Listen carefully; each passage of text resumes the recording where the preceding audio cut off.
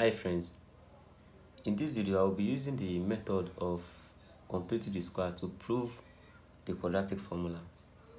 Now the equation of a quadratic equation is given by as squared plus bx plus c equals to 0. Now in this case we can actually divide all through by the coefficient of a, because we all know that a polynomial of degree 2 is said to be a quadratic equation. Now let's just divide all through by what? By a. We have what? S squared plus b over ax plus c over a equals to 0. Can you see this? Now I can actually say I'm going to bring my c over a to the side. That means I'm having what? S squared plus ba over ax equals to minus c over a. Now look at this. I'm going to bring out the coefficient of x here. Can you see it now at the middle? The one at the middle, I'll bring it out and I'll find the half of it and square it. That's just what we call complete the square method. Now look at this. I'm having b over a times 1 over 2 all square. Can you see it now? So that's the half of b over a all squared. Now in this case I'll be having b over 2a all squared. Can you see this? So in this case, what do you think I can do? I will actually add my b over 2a all squared to this side. And don't forget that according to mathematics, once you add a number to or any letter or any factor to this side, that means we should also add it to what? To the left side. Once add, we must add it to the both side. Now in this case, I'm having what? S squared plus b over ax plus b over 2a all squared. Can you see it? Equals to minus c over a plus b over 2a all squared. Can you see it now? So the next thing I'm going to do here is that I'm going to use just algebra method to collect this together. Now you all know that if we have x plus b over a, can you see it now? S plus b over a all squared. It's also written as what? As written as s plus b over a, close the bracket and open another bracket, s plus b over what? Over a. Then let's just expand the bracket. I'm having what?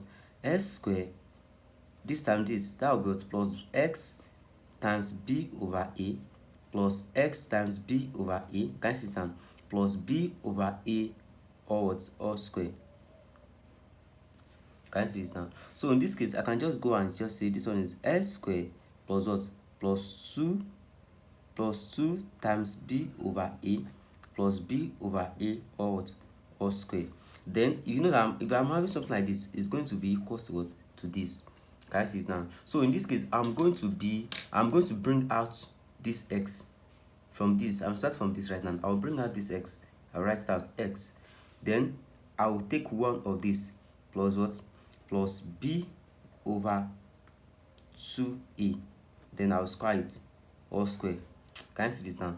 Because if I expand it, I will be getting this. So far, once I expand this, I get what? I got this. That means if I should expand this, I will be getting what? This equals to what? Equals to minus c over a plus what? Plus b square over 4a. If you open the square. Now look at this. I can just say this is actually s plus b over 2a all square, right? Equals to, let me just say b square divided by 4a plus what? Minus c over a. Then what do you think I can do here? I can just find the LCM here. So find the LCM. I'm having what? 4a square, right? Then 4a cancel is remain here. That means multiply this. I'm having what? I'm having a b square, right? Yeah, ab square. Then the next thing, actually in this case, if you look at this very well, from this, if you square this, that's all. If you square our a is also square. So in this case, I'm having only what? I'm having only 4a square here, because this one is what? Is a square. So this cancel this 4a square, cancel 4a square, I'm having b square. Then minus a cancel a, right? I'm having what? 4ac.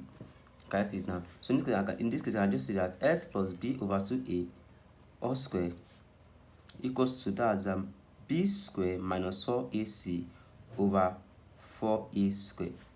Then if I should square both sides, I'll be having squaring both sides now. I'll be having s plus b over 2a equals to root of, can you see this now? B square minus 4ac all divided by 4a square. You see. So now in this case, I will be using just I'll be simplifying this. Actually, I will simplify it so that I will have what s plus b over 2a equals to, now look at this, root of b square minus 4ac divided by what, root of what, 4a square. I can just express it as this. So I'll be having s plus b over 2a equals to root of b square minus 4ac divided by root of 4 is actually 2 and root of a square is what, is a. Can you see this now? So the next thing is that I will make my x the surrogate of the formula, so that I'll have x equals to what, that will be bringing this to this side, that's minus b divided by 2a plus root of b square minus 4ac all divided by what, 2a. Can you see this now? So in this case, let me just find the LCM. Find the LCM. My LCM is what, is 2a, so that I'm having minus b plus or minus, because when I find the roots, when I scrap both sides there, I should be having plus or minus, and I'm going to tell you the reason I'm having plus or minus now. So plus or minus root of what, root of b square minus 4ac equals to what, that's my x. Can you see it now? So in this case, finally I'm having s to be equals to minus b plus or minus root of what, b square minus 4ac all divided by what, 2a. Now the reason why I'm putting plus or minus is that according to polynomial of degree 2, or let me just say any polynomial, because quadratic equation is a polynomial of degree 2. By fundamental law of algebra, a polynomial of degree n will have n numbers of roots. That is, a polynomial of degree 2 we have 2 numbers of roots, and we can just say s could be this and s will be what, will be this. Now s equals to plus root of b square minus 4ac, or s equals to b square minus root of b minus b plus root of b square minus 4ac. Now if you look at this, we're having s equals to minus b plus or minus. That plus or minus represent the roots of this quadratic equation. That is, s can either be what, plus, or s can either be what, can either be minus. That's just what this is telling us. So in this case, just know that a polynomial of degree 2 we have 2 numbers of roots. And if I'm squaring anything, let me just use this as an example. Let's say we're having a minus b all square and a plus b all square. Could you know that both this and this could give, are going to give me something like a square plus what, plus b square? Yeah, because they are just roots. They are roots, or they are a root of what, of polynomial of degree 2. So that's what it's about the quadratic formula. And in this video, I'm going to drop 2 questions for you guys that you are going to solve.